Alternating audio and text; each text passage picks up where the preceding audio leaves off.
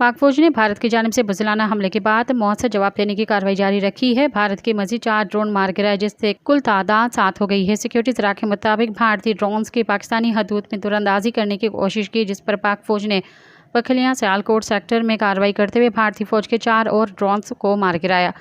पाकिस्तान ने जदीद दिफाई और तकनीकी और AW सलाहियतों की वजह से नीचे उतार करके 2 मजीद भारतीय ड्रोन्स को कब्जे में भी ले लिया है। सिक्योरिटी ज़रा के मुताबिक इससे कबल हरनाला, शकरगढ़, कोटली सेक्टर में भी भारतीय 3 ड्रोन्स गिराए जा चुके हैं। अब तक कुल 7 भारतीय ड्रोन्स गिराए जा चुके हैं। इनमें से एक बड़ा हिरोन मसलह ड्रोन भी है। सिक्योरिटी ज़रा का कहना है कि पाक फौज दुश्मन की हर जारहियत का मुंह तोड़ जवाब दे रहे हैं। वाज़ेह रहे कि गुज़िश्ता रात भारत की जानिब से मिसाइल हमलों के बाद पाकिस्तान की जानिब से राफेल समेत 5 भारतीय तैयारे और 1 ड्रोन तबाह किया जा चुका है। सब्सक्राइब कयो अवामी न्यूज़ HD के ताज़ा तरीन ख़बरुन ला ॾिसंदा रहो अवामी न्यूज़ HD।